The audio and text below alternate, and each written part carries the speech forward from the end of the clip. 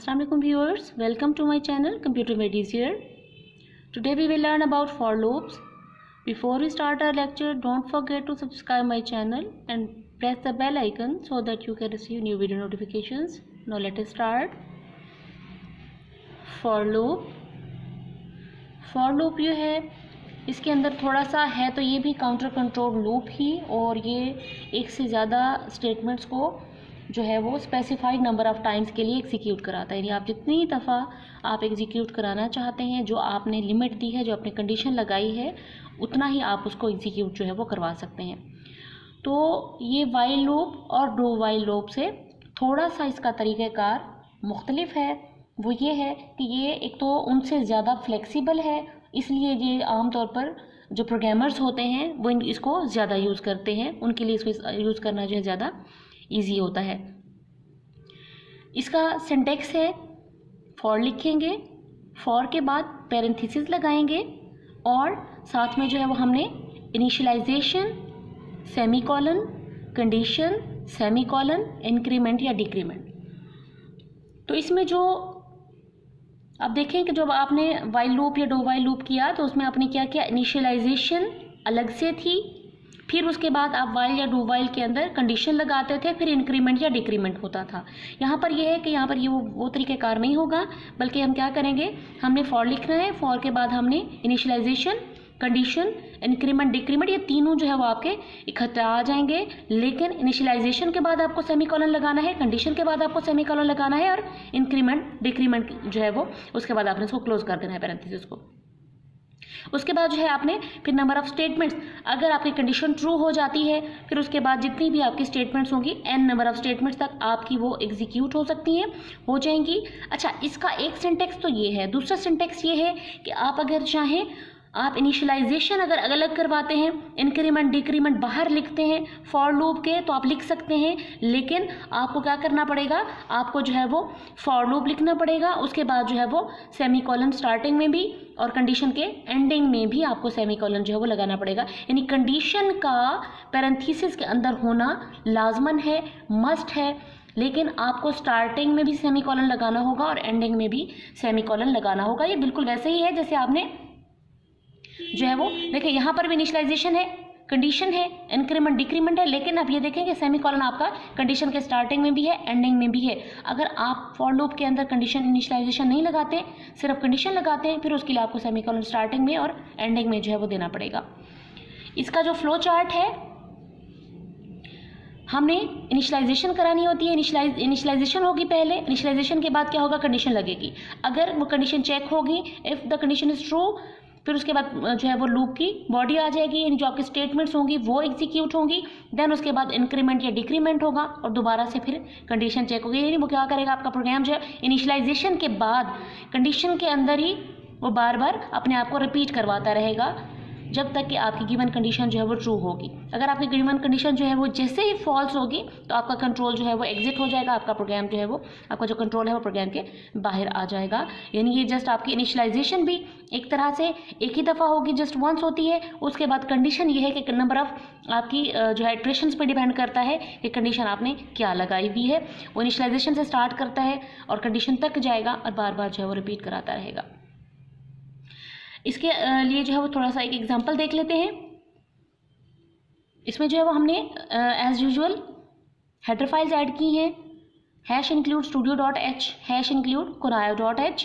उसके बाद जो है वो मेन फंक्शन लगाया, क्लियर स्क्रीन। ये तो हर प्रोग्राम का आपका जो है वो सिंटेक्स है और ये तकरीबन तमाम प्रोग्राम्स के अंदर एज इट इज़ आता है। उसके बाद हमने लिए दो वेरिएबल्स n, s। इस प्रोग्राम में हमने करना क्या है, हमने जो है वो 1 से लेकर 100 तक जितने भी जो है वो ऑड नंबर्स होंगे उन तमाम को हमने प्लस करना है। तो हमने क्या किया, n लिया और s ले लिया। s को इनिशियलाइज कराया हमने 0 से, यानी s जो स्टार्ट हुआ वो 0 से इनिशियलाइज हुआ। लूप लगाया हमने for n assign to 1, n is less than 100, n assign to n plus 2। देखिए n 1 से स्टार्ट होगा और ये 100 तक जाएगा, यानी ये इसने जाना कहाँ तक है, 100 तक जाना है। और उसके बाद n+2 यानी n के अंदर 2 2 का इंक्रीमेंट होगा। फर्स्ट टाइम n 1 होगा, फिर 3 हो जाएगा, उसके बाद 5 हो जाएगा, फिर 7 हो जाएगा, फिर 9 हो जाएगा, क्योंकि इसके अंदर जो है वो 2 2 का इंक्रीमेंट आता है। उसके बाद क्या करना है, sum assign to sum plus n। ये फॉर्मूला आप लोगों ने याद रखना है। जब भी हमने वेरिएबल्स को प्लस करना है, एक से ज़्यादा जो है वैल्यूज़ को प्लस करना है, उसके लिए ये फार्मूला जो है वो लगेगा, s assign to s plus n।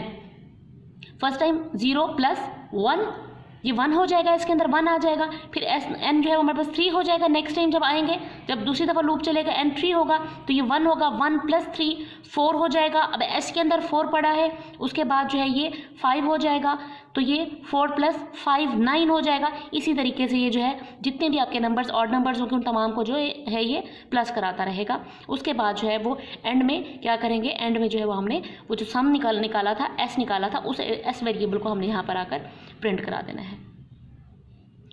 Okay students, hope so आपको समझ आया होगा।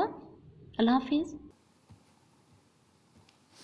ओके जी, आइए फॉर लूप का प्रैक्टिकल करते हैं कि फॉर लूप जो है वो कैसे काम करते हैं। तो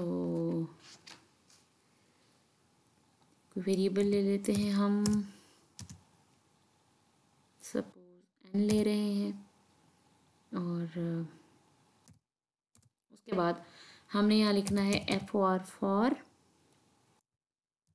के अंदर ही आपने जो है वो, अच्छा फॉर के ये जो ब्रैकेट्स होती हैं, पैरेंथेसिस होती हैं, इन पैरेंथेसिस के अंदर ही इनिशियलाइजेशन, उसके बाद कंडीशन, इंक्रीमेंट, डिक्रीमेंट इकट्ठे जो है वो लगता है। तो अब यहाँ पर जो है वो हम एग्जांपल के तौर पर कुछ पे हम अगर काउंटिंग प्रिंट कराना चाह रहे हैं तो हम उसको जो है कैसे करेंगे, n जो है 1, उसके बाद n is less than or equals to 10 and n plus, ये देखें तो ये जो है आपको नज़र आ रहा होगा कि ये तीनों चीज़ें इसमें, यानी कि इनिशियलाइजेशन भी आ गई है, यानी वैल्यू असाइनमेंट भी आ गई है इसमें, इसमें जो है वो आपका कंडीशन भी लग गई है, और साथ में जो है वो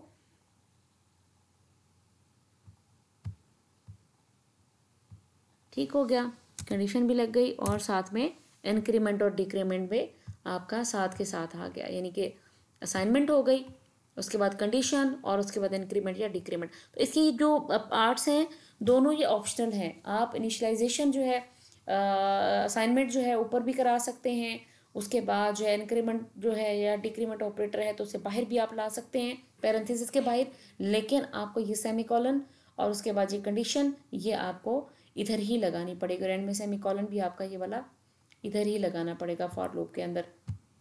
तो उसके बाद जो है वो हम प्रिंट करा देते हैं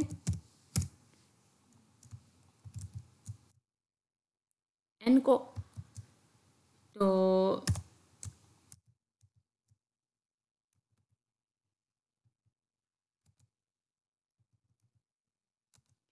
ठीक हो गया, इधर जो है वो हम एंडल लगा देते हैं और फिर इस प्रोग्राम को जो है वो रन करने की कोशिश करते हैं। तो ये कंपाइल और रन हो गया हमारा प्रोग्राम। ये देखें काउंटिंग जो है वो आ गई n से 10 तक।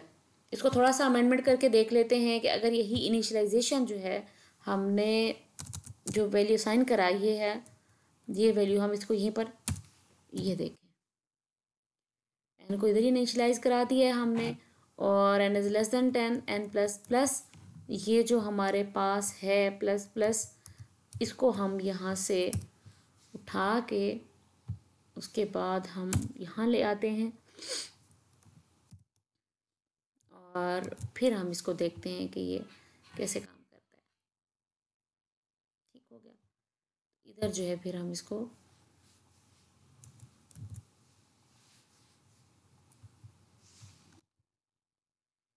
ठीक हो गया।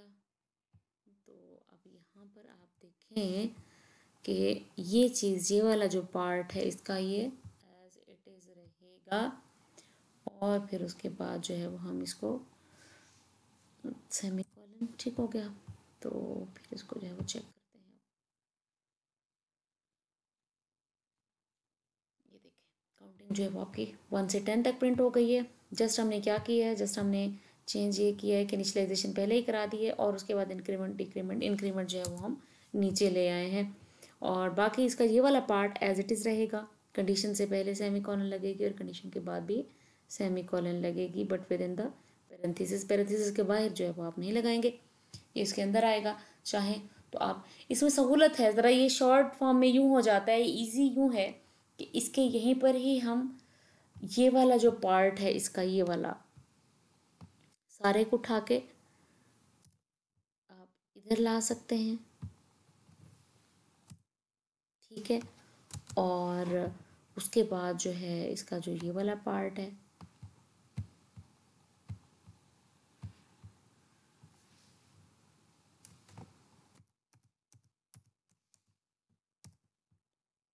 इसको आप जो है वो इधर ही लिख सकते हैं, ठीक हो गया। और ये ठीक है जी। तो इंक्रीमेंट डिक्रीमेंट इनिशलाइजेशन भी साथ में जो है वो यानी वेरिएबल डिक्लेरेशन, इनिशलाइजेशन, उसके बाद जो है कंडीशन और उसके बाद जो है इंक्रीमेंट डिक्रीमेंट, ये तमाम के तमाम जो आपके पार्ट्स हैं वो सारे इकट्ठे एक ही स्टेटमेंट के अंदर आ जाते हैं। तो ये देखें, ये जो है सारा प्रोग्राम का छोटा सा, मतलब ये प्रोग्राम जो है वो इसको अलग से हमें इनिशलाइजेशन, डिक्लेरेशन और वो सारे काम जो है वो नहीं करने पड़ते। तो होप सो आपको ये प्रोग्राम जो है वो समझ आया होगा। अगर कोई क्यूरी है, क्वेश्चन है, आप मुझे कमेंट बॉक्स में जाके क्वेश्चन पूछ सकते हैं और मैं आपको उसका रिप्लाई दूंगी। इसके अलावा अगर कोई आपको लेक्चर पसंद आया है तो आप मुझे ज़रूर कमेंट बॉक्स में बताइएगा। तो till next lecture, bye bye.